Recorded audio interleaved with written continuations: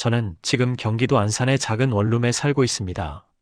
창문을 열면 편의점 간판이 보이고 새벽에도 버스 소리가 들립니다. 이 평범한 일상이 저에겐 기적입니다. 왜냐하면 저는 3년 전만 해도 베트남 하노이에서 북한 외교관으로 일하던 사람이었고 단 3시간만 늦었어도 지금 이 자리에 없었을 테니까요. 제 이름은 리강우입니다. 그리고 오늘 제가 어떻게 지옥에서 탈출했는지 그 이야기를 들려드리려 합니다. 여러분, 구독과 좋아요 부탁드립니다. 탈북민의 진짜 이야기를 더 많은 분들께 전하고 싶습니다. 2019년 4월 11일 새벽 2시 47분. 그 시각을 저는 평생 잊을 수 없습니다. 하노이의 습한 공기가 에어컨 틈으로 스며들던 그 밤, 갑자기 휴대전화가 울렸습니다. 북한 외교관에게 새벽 전화는 두 가지 의미였습니다. 평양에서 긴급 지시가 내려오거나 아니면 누군가 죽었거나. 저는 떨리는 손으로 전화기를 집어들었습니다. 아저씨, 저 윤지예요. 은별이 친구. 은별. 제 딸입니다. 18살. 평양음악대학 예비반에서 바이올린을 배우고 있었습니다. 딸 친구의 목소리는 심하게 떨리고 있었습니다. 뭔가 끔찍한 일이 일어났다는 걸 직감했습니다. 은별 언니 어젯밤에 보이부에서 들이닥쳤어요. 언니 방에서 USB를 찾았대요. 남조선 드라마가 들어있었대요. 그 순간 제 심장이 멈춘 것 같았습니다. USB, 남조선 드라마. 이 두 단어가 북한에서 무엇을 의미하는지 저는 너무나 잘 알고 있었습니다. 정치범 수용소 직행, 3대가 멸족당하는 것. 제 옆에서 자고 있던 아내 신미정도 전화 소리에 깨어나 저를 바라보고 있었습니다. 지금 은별이는 어디 있어? 집에 있어요. 하지만 아저씨 연행 통보가 떨어졌대요. 48시간 뒤에 보이부에 출두하래요. 안 나가면 즉시 체포한대요. 뚝. 전화가 끊겼습니다. 아내는 제 팔을 붙잡고 흔들기 시작했습니다. 여보, 지금 뭐라고 한 거야? 은별이가? 우리 딸이? 아내의 목소리는 비명에 가까웠습니다. 저는 대답할 수 없었습니다. 입술이 파르르 떨렸고 손은 얼음장처럼 차가워졌습니다. 48시간. 이틀. 이틀 후면 제 딸이 보이부 지하신문실로 끌려간다는 뜻이었습니다. 북한에서 보이부에 끌려간다는 것은 죽음을 의미합니다. 아니, 죽음보다 더 끔찍한 것을 의미합니다. 저는 외교관으로 일하면서 수없이 많은 사례들을 봤습니다. 한 번 끌려가면 살아나오는 사람이 없습니다. 설령 살아나온다 해도 그것은 이미 사람이 아니었습니다. 아내는 바닥에 주저앉아 울기 시작했습니다. 여보, 우리 딸 죽는다. 저기 끌려가면 끝이야, 끝이라고. 아내는 제 가슴을 두 손으로 쳐댔습니다. 뭐라도 해. 제발. 당신이 외교관이잖아. 뭐라도 해봐. 저는 아내를 끌어안았습니다. 하지만 저도 어찌할 도리가 없었습니다. 새벽 3시가 넘어가고 있었습니다. 창밖으로는 하노이 시내의 오토바이 소리가 희미하게 들려왔습니다. 자유로운 나라. 사람들이 밤거리를 자유롭게 다니는 나라. 그런데 우리는 수천 킬로미터 떨어진 평양의 감시망에 묶여 있었습니다. 그 순간 저는 결심했습니다. 어떻게든 딸을 구해야 한다고. 설령 그것이 북한 체제를 배신하는 것이라 해도. 그날 새벽 저는 평생 처음으로 탈북이라는 단어를 진지하게 생각하기 시작했습니다. 베트남 하노이에 있는 북한 대사관은 겉으로 보기엔 평범한 건물입니다. 하지만 그 안은 철저한 감시 체계로 돌아갑니다. 모든 외교관의 동선이 기록되고 누구를 만나는지, 어디를 가는지, 심지어 무엇을 먹는지까지 보고됩니다. 베트남은 북한과 오랜 우호 관계를 맺고 있는 나라입니다. 그래서 베트남 공안과 북한 대사관은 긴밀하게 협력합니다. 새벽에 그 전화를 받은 지 5시간 후, 저는 대사관으로 출근했습니다. 평소와 똑같이 웃으며, 평소와 똑같이 인사하며, 평소와 똑같이 일을 시작했습니다. 하지만 제 머릿속은 온통 딸 생각뿐이었습니다. 48시간. 이제 43시간밖에 남지 않았습니다. 강우 동무, 아침부터 안색이 안 좋구만. 무슨 일이라도 있소? 참사관 박성철이 제 어깨를 툭 쳤습니다. 저는 최대한 자연스럽게 웃으며 대답했습니다. 아닙니다. 그저 어젯밤에 잠을 잘 못 잤을 뿐입니다. 박성철은 의심스러운 눈초리로 저를 쳐다봤지만 더 이상 캐묻지 않았습니다. 북한 외교관들 사이에서는 서로의 사생활을 캐묻지 않는 것이 불문율입니다. 왜냐하면 누구나 뭔가 숨기고 있기 때문입니다. 오전 10시 긴급회의가 소집됐습니다. 대사가 직접 주재하는 회의였습니다. 대사는 단상에 서서 엄숙한 표정으로 말했습니다. 동무들, 평양에서 긴급 지시가 내려왔소. 최근 해외 주재 외교관들 사이에서 동요가 심상치 않다고 하오. 특히 하노이, 베이징, 쿠알라룸푸르 주재 인원들 중 일부가 불순한 생각을 품고 있다는 정보가 있어. 제 등에서 식은땀이 흘러내렸습니다. 대사는 계속 말을 이었습니다. 따라서 앞으로 모든 외교관의 외부 활동을 더욱 엄격히 감시하겠소. 허가 없는 외출은 일체 금지요. 특히 가족이 평양에 있는 동무들은 각별히 조심하시오.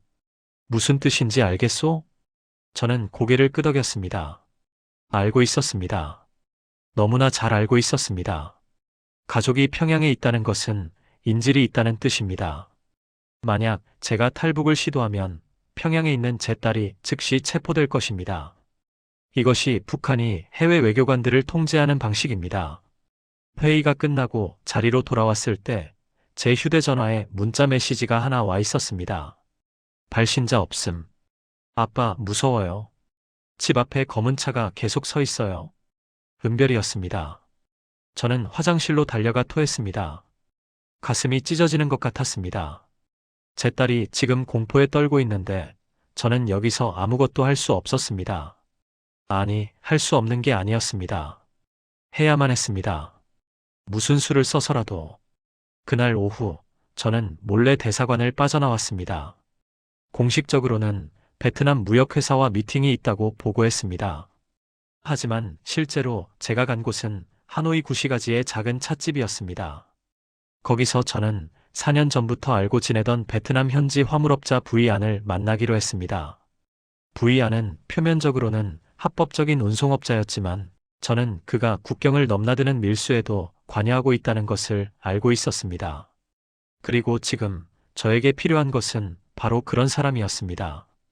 국경을 넘을 수 있는 사람, 베트남 공안의 눈을 피할 수 있는 사람, 찻집 구석자리에 앉아있는 부이안을 봤을 때 저는 제 인생이 이 순간부터 완전히 달라질 것이라는 걸 직감했습니다. 부이안은 저를 보자마자 놀란 표정을 지었습니다. 리 선생님? 이 시간에 여기는 웬일입니까? 그의 목소리에는 경계심이 묻어 있었습니다. 당연한 반응이었습니다. 북한 외교관이 허가도 없이 현지인을 만난다는 것은 굉장히 위험한 일이었으니까요. 저는 주위를 둘러본 후 작은 목소리로 말했습니다. V씨, 제가 오늘 여기 온 이유는 말을 잇지 못했습니다. 한번 입 밖에 내면 돌이킬 수 없다는 것을 알았기 때문입니다. 하지만 선택의 여지가 없었습니다. 제 딸을 살려야 합니다. 부이안의 눈빛이 변했습니다. 그는 차를 한 모금 마신 후 천천히 물었습니다. 무슨 일입니까? 저는 떨리는 목소리로 딸의 상황을 설명했습니다. 보위부의 연행 통보, 48시간의 시한, 그리고 제가 지금 여기서 할 수 있는 일이 아무것도 없다는 절망적인 현실. 부이안은 한동안 말없이 저를 바라봤습니다. 그의 눈에는 동정과 두려움이 동시에 어려 있었습니다. 리 선생님, 당신이 지금 무슨 말을 하시는지 아십니까? 당신은 북한 외교관입니다. 만약 당신이 탈북을 시도한다면 그것은 단순한 망명이 아닙니다. 그것은 북한 당국에 대한 배신입니다. 그들은 당신을 쫓을 것입니다. 베트남뿐만 아니라 라오스, 태국, 심지어 한국까지도. 저는 그의 말을 잘 알고 있었습니다. 하지만 다른 방법이 없었습니다. V씨, 제가 만약 여기서 아무것도 하지 않으면 제 딸은 이틀 후에 죽습니다. 보위부 지하실에서 고문당하다 죽거나 정치범 수용소에서 굶어 죽을 것입니다. 저는 그걸 막아야 합니다. 어떤 대가를 치르더라도. 부이안은 긴 한숨을 쉬었습니다. 그리고 작은 목소리로 물었습니다. 당신 딸은 지금 평양에 있습니까? 제가 고개를 끄덕이자 그는 눈을 감았습니다.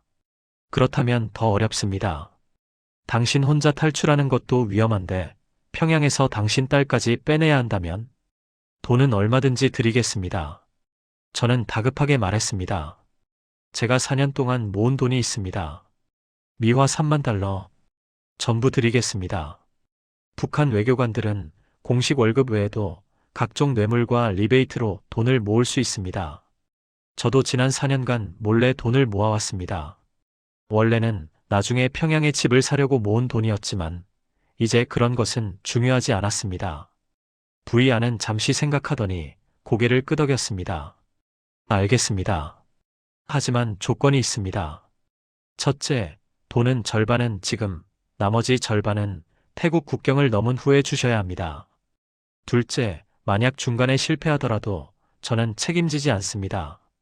셋째, 당신 딸을 평양에서 빼내는 것은 제 중국 쪽 연결책이 담당할 것입니다. 그 비용은 별도입니다. 저는 주저없이 동의했습니다. 부이아는 휴대전화를 꺼내 누군가에게 전화를 걸었습니다. 베트남어로 빠르게 뭔가를 말한 후 전화를 끊었습니다. 리 선생님, 계획은 이렇습니다. 오늘 밤 자정, 당신과 부인은 대사관 숙소를 빠져나옵니다. 제 사람이 차를 가지고 근처에서 대기하고 있을 것입니다. 그 차를 타고 하노이 북부 외곽으로 이동합니다. 거기서부터 라오스 국경까지는 약 5시간 걸립니다. 라오스요? 제가 물었습니다. 네. 베트남에서 직접 태국으로 가는 것은 불가능합니다. 베트남 태국 국경은 너무 삼엄하게 감시됩니다. 대신 베트남 라오스 국경을 넘은 후 라오스를 거쳐 태국으로 들어가는 것이 안전합니다. 라오스 국경은 상대적으로 허술하니까요. 저는 고개를 끄덕였습니다. 그리고 가장 중요한 질문을 했습니다.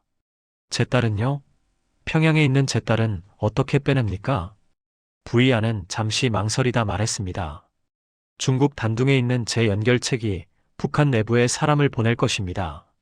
당신 딸을 평양에서 빼내 압록강을 건너 중국으로 넘길 것입니다. 그 후 중국에서 라오스로, 라오스에서 태국으로 이동시킬 것입니다. 모든 과정에 약 일주일이 걸립니다. 하지만 리 선생님, 솔직히 말해서 성공 확률은 50%도 안 됩니다. 50%. 하지만 안 하면 0%였습니다. 저는 부이안의 손을 꽉 잡았습니다. 부탁합니다.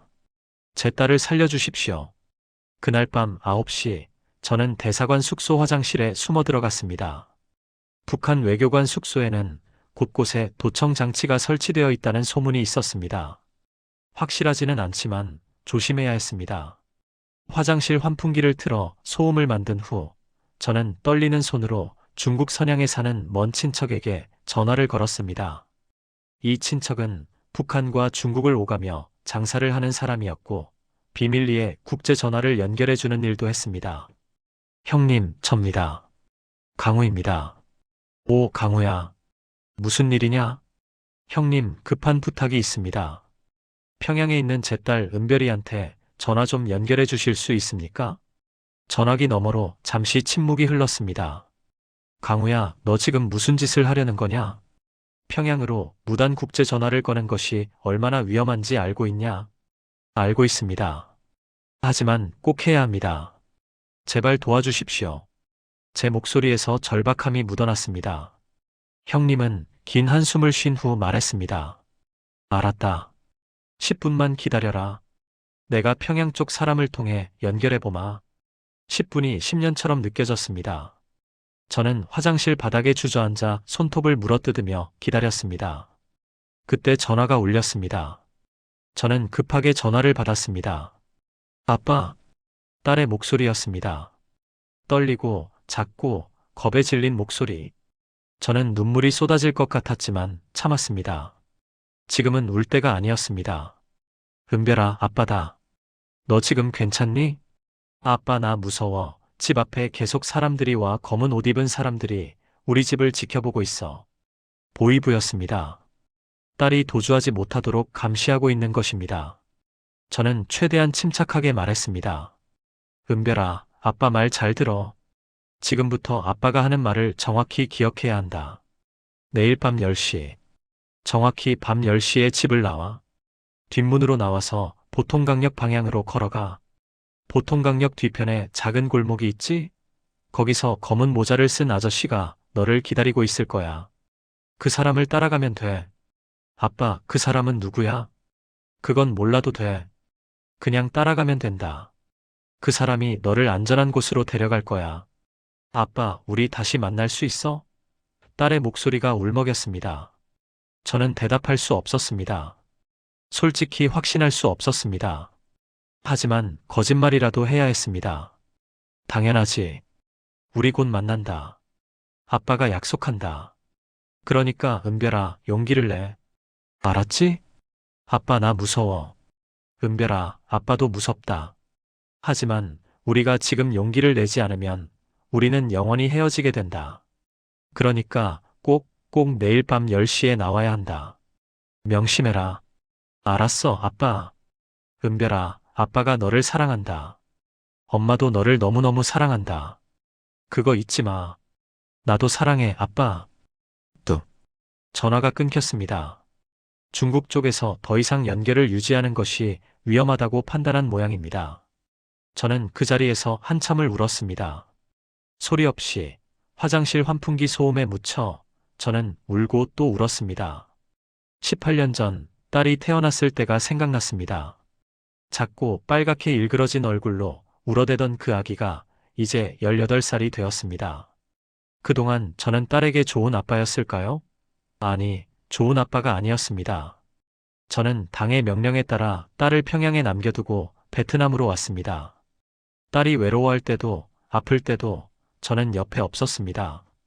하지만 이제는 달라질 것입니다. 이번만큼은 제가 딸을 구할 것입니다. 설령 그것이 제 목숨을 걸어야 하는 일이라 해도. 그날 밤 11시 45분, 저는 아내와 함께 대사관 숙소를 몰래 빠져나왔습니다.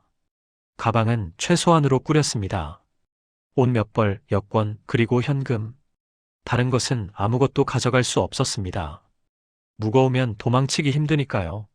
숙소 뒷문으로 나오자 어둠 속에 검은색 승합차 한 대가 정차해 있었습니다. 부리 안에 사람이었습니다. 차 안에는 베트남 남자 둘이 앉아 있었습니다. 한 명은 운전석에, 다른 한 명은 조수석에. 그들은 저희를 보자 뒷문을 열어주었습니다. 빨리 타세요. 운전사가 작은 목소리로 말했습니다. 저희는 서둘러 차에 올랐습니다.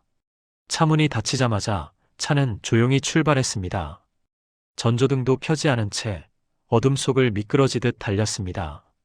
하노이 시내를 벗어나는 데는 약 30분이 걸렸습니다. 그동안 저는 계속 뒤를 돌아봤습니다. 혹시 누군가 따라오는 것은 아닐까? 혹시 대사관에서 벌써 저희가 사라진 것을 눈치챈 것은 아닐까? 하지만 뒤에는 아무것도 보이지 않았습니다. 그저 어두운 도로와 가끔씩 지나가는 오토바이의 불빛만 보였습니다. 새벽 1시쯤 차는 하노이 북부 외곽도로로 접어들었습니다. 도로는 점점 좁아지고 주변은 점점 어두워졌습니다. 가로등도 없고 건물도 없고 그저 어둠뿐이었습니다. 아내는 제 손을 꽉 잡고 있었습니다. 그녀의 손은 땀으로 축축했습니다. 여보, 우리 잘할 수 있을까? 아내가 작은 목소리로 물었습니다. 저는 대답할 수 없었습니다. 솔직히 확신이 없었으니까요. 하지만 거짓말이라도 해야 했습니다. 할 수 있어. 우리는 반드시 은별이를 다시 만날 거야. 새벽 2시 10분, 갑자기 앞쪽에서 빨간 불빛이 보였습니다. 그리고 확성기 소리가 들렸습니다. 멈춰라. 검문이다. 베트남 공안의 검문이었습니다. 제 심장이 멎는 줄 알았습니다. 아내는 작은 비명을 삼켰습니다. 운전사는 급히 속도를 줄였습니다.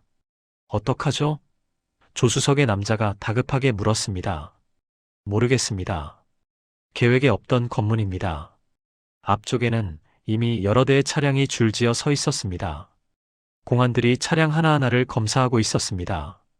손전등으로 차 안을 비추고 신분증을 확인하고 짐을 뒤지고 있었습니다. 여보, 우리 들킨 거야? 아내의 목소리가 떨렸습니다. 저는 아내의 손을 꽉 잡았습니다. 아직 모른다. 침착해. 하지만 제 목소리도 떨리고 있었습니다. 만약 여기서 잡히면 우리는 즉시 북한 대사관으로 넘겨질 것입니다. 그러면 모든 것이 끝입니다. 공안이 점점 가까워졌습니다. 이제 우리 차 앞에 2대만 남았습니다. 한 대, 그리고 이제 우리 차례. 운전사가 창문을 내렸습니다. 공안이 손전등으로 차 안을 비췄습니다. 저와 아내의 얼굴에 불빛이 닿았습니다. 신분증 내. 공안이 소리쳤습니다. 운전사가 뭔가 베트남어로 설명하기 시작했습니다. 하지만 공안은 듣지 않았습니다. 차에서 내려. 바로 그때 갑자기 뒤쪽에서 큰 소리가 났습니다. 쾅. 2대의 오토바이가 충돌한 것입니다. 공안들이 일제히 그쪽으로 달려갔습니다. 운전사는 그 틈을 놓치지 않았습니다. 그는 전조등을 끄고 급히 핸들을 꺾어 옆쪽 좁은 골목으로 차를 몰았습니다. 멈춰. 뒤에서 공안의 외침이 들렸습니다. 하지만 우리 차는 이미 어둠 속으로 사라지고 있었습니다. 새벽 4시, 우리는 베트남 라오스 국경지대에 도착했습니다. 정식 국경 검문소가 아니라 밀림 속 비공식 통로였습니다. 차에서 내리자마자 빗방울이 떨어지기 시작했습니다. 곧 폭우가 쏟아질 것 같은 먹구름이 하늘을 뒤덮고 있었습니다. 여기서부터는 걸어가야 합니다. 운전사가 말했습니다. 차는 더 이상 갈 수 없습니다. 저기 밀림을 통과해서 라오스 쪽으로 넘어가야 합니다. 저는 어둠 속 밀림을 바라봤습니다. 높은 나무들이 빽빽이 들어서 있고 덩굴들이 얽혀 있었습니다. 그곳을 걸어서 넘어가야 한다고요? 저는 운동을 거의 하지 않는 40대 중반의 외교관이었습니다. 아내도 마찬가지였습니다. 얼마나 걸어가야 합니까? 제가 물었습니다. 약 3km. 하지만 길이 험하니까 2시간은 걸릴 겁니다. 2시간? 우리에게 그만큼 시간이 있을까요? 이미 새벽이었습니다. 해가 뜨면 베트남 국경 수비대의 순찰이 시작될 것입니다. 그 전에 라오스로 넘어가야 했습니다. 운전사는 우리에게 손전등 2개와 물병을 건네주었습니다. 행운을 빕니다. 그리고 그는 차를 타고 사라졌습니다. 이제 우리 둘만 남았습니다. 어둠 속, 낯선 밀림, 그리고 알 수 없는 미래. 저는 아내의 손을 잡았습니다. 출발하자. 우리는 밀림 속으로 걸어 들어갔습니다. 손전등 불빛이 앞을 비췄지만 불과 몇 미터 앞밖에 보이지 않았습니다. 발밑은 진흙탕이었습니다. 한 걸음 내디딜 때마다 신발이 진흙에 빠졌습니다. 10분쯤 걸었을 때 아내가 넘어졌습니다. 아내는 발목을 붙잡고 신음했습니다. 여보, 발목을 삔 것 같아. 저는 급히 아내를 일으켰습니다. 괜찮아? 걸을 수 있어? 아내는 이를 악물고 고개를 끄덕였습니다. 걸을 수 있어. 계속하자. 비가 점점 세게 내리기 시작했습니다. 빗물이 옷을 적시고 손전등 불빛을 흐리게 만들었습니다. 시야가 점점 나빠졌습니다. 저는 아내의 허리를 붙잡고 한 걸음 한 걸음 앞으로 나아갔습니다. 30분쯤 지났을 때 갑자기 뒤에서 소리가 들렸습니다. 사람의 목소리, 그리고 개 짖는 소리. 제 등골이 오싹해졌습니다. 국경 수비대. 그들이 우리를 쫓고 있었습니다. 여보, 뛰어. 저는 아내의 손을 잡고 뛰기 시작했습니다. 아내는 다친 발목을 질질 끌며 뛰었습니다. 뒤에서 손전등 불빛이 보였습니다. 점점 가까워지고 있었습니다. 개들의 짖는 소리가 점점 커졌습니다. 멈춰라. 베트남어 외침이 들렸습니다. 하지만 우리는 멈출 수 없었습니다. 멈추면 죽는 것입니다. 저는 아내를 거의 끌다시피 하며 앞으로 달렸습니다. 그때 갑자기 앞에 강이 나타났습니다. 폭은 약 10m. 물살이 세게 흐르고 있었습니다. 이것이 베트남과 라오스의 경계선이었습니다. 저 강만 건너면 라오스. 저 강만 건너면 안전. 여보, 뛰어들어. 저는 아내의 손을 잡고 물속으로 뛰어들었습니다. 차가운 물이 온몸을 감쌌습니다. 물살이 우리를 휩쓸려 갔습니다. 저는 필사적으로 팔을 저었습니다. 아내도 옆에서 물을 헤쳤습니다. 뒤에서 총소리가 들렸습니다. 탕, 탕. 물 옆으로 총알이 스쳐 지나갔습니다.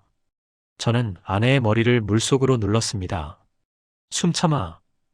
우리는 물속에서 헤엄쳤습니다. 폐가 터질 것 같았습니다. 마침내 저 건너편 강둑에 도착했습니다. 라오스 땅. 우리는 진흙바닥에 쓰러졌습니다. 숨을 헐떡이며 온몸이 떨리며 하지만 살아 있었습니다. 라오스 땅에 도착한 지 1시간 후 부이 안이 연결해준 라오스 브로커 쏨싹이 나타났습니다. 그는 작은 트럭을 몰고 왔습니다.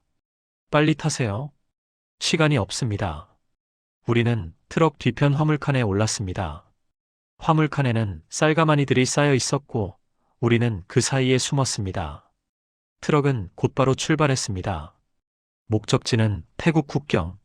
라오스에서 태국까지는 약 200km.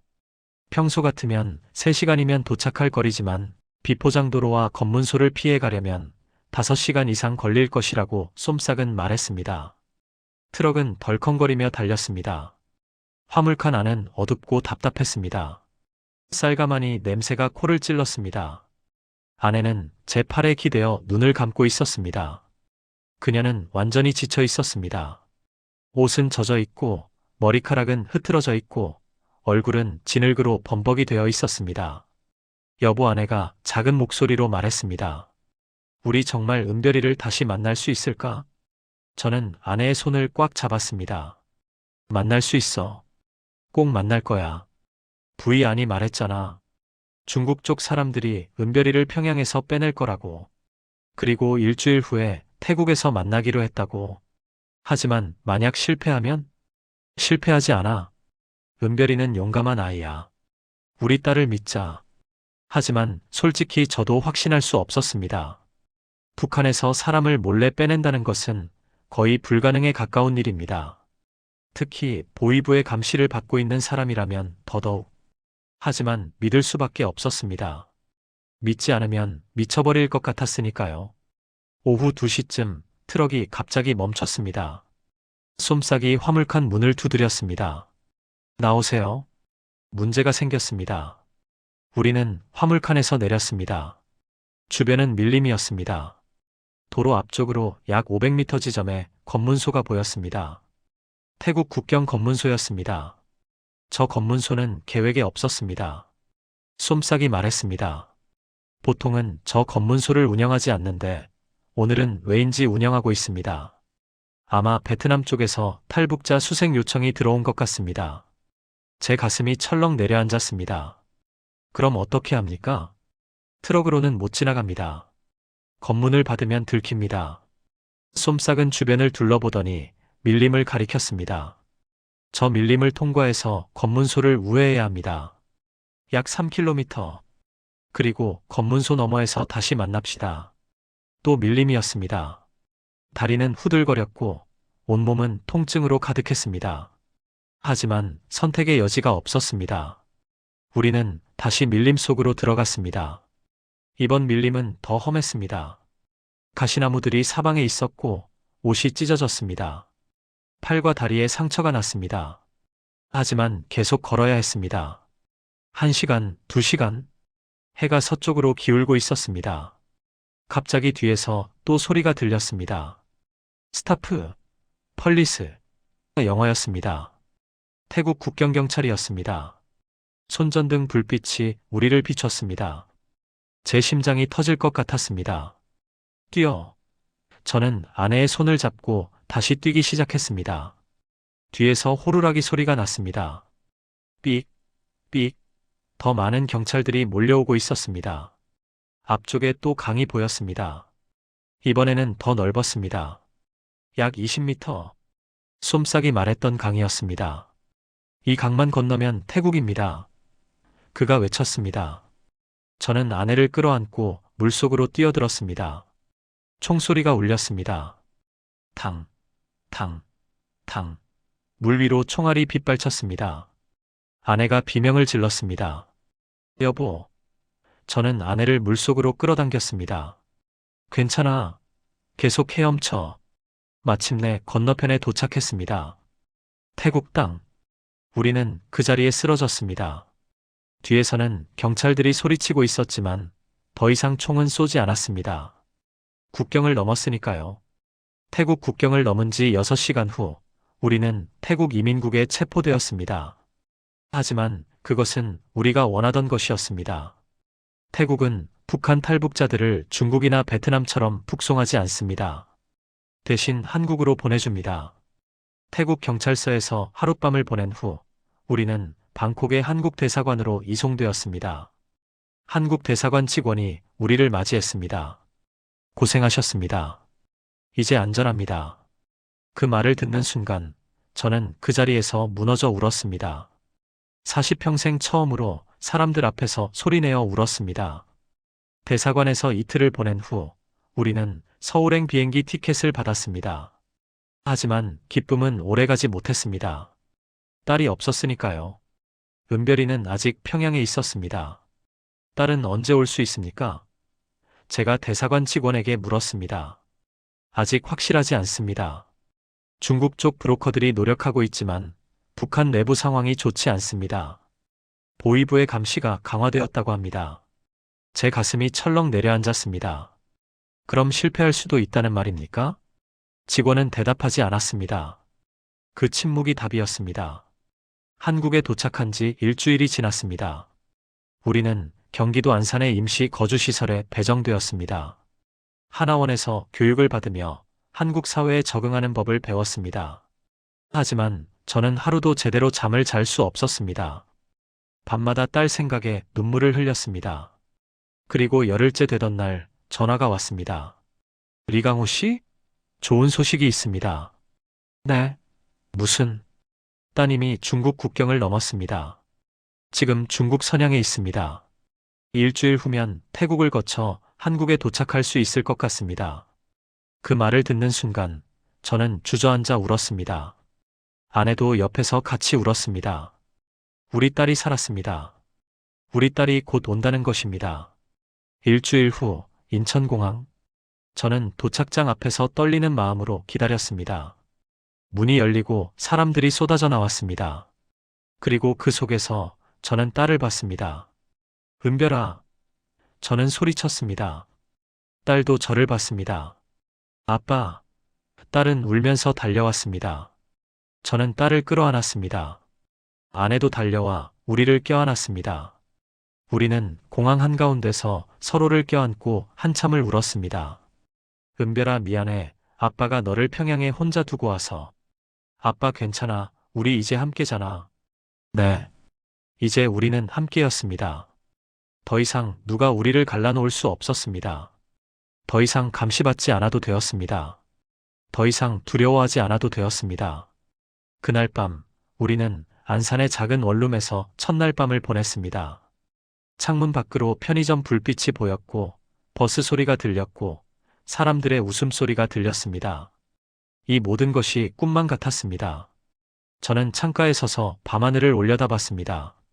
별이 보였습니다. 북한에서는 볼 수 없었던 자유의 별들이. 은별아, 저기 별 보이지? 응, 아빠. 저 별처럼 우리도 이제 자유롭게 빛날 수 있어. 딸은 고개를 끄덕이며 눈물을 흘렸습니다. 저도 눈물을 흘렸습니다. 하지만 이번에는 슬픔의 눈물이 아니었습니다. 기쁨의 눈물이었습니다. 그로부터 3년이 지났습니다. 저는 지금 안산에서 작은 식당을 운영하고 있습니다. 아내는 공장에서 일하고 있고 딸은 서울의 한 음악학원에서 바이올린을 가르치고 있습니다. 평범한 삶입니다. 하지만 저에게는 기적 같은 삶입니다. 가끔 악몽을 꿉니다. 하노이 밤거리를 달리는 꿈, 라오스 밀림에서 쫓기는 꿈, 총소리가 울리는 꿈. 그럴 때마다 저는 식은땀을 흘리며 깨어납니다. 하지만 옆을 보면 아내가 있고 딸의 방에서는 바이올린 연습 소리가 들립니다. 그러면 안심이 됩니다. 아, 이것이 현실이구나. 우리는 정말로 자유로워졌구나. 여러분, 자유란 무엇일까요? 저에게 자유란 두려움 없이 잠들 수 있는 것입니다. 감시받지 않고 거리를 걸을 수 있는 것입니다. 사랑하는 가족과 함께 있을 수 있는 것입니다. 그날 밤 베트남 하노이에서 시작된 우리의 탈출은 단 3시간만 늦었어도 실패했을 것입니다. 하지만 우리는 해냈습니다. 그리고 지금 우리는 이 땅에서 새로운 삶을 살고 있습니다. 감사합니다.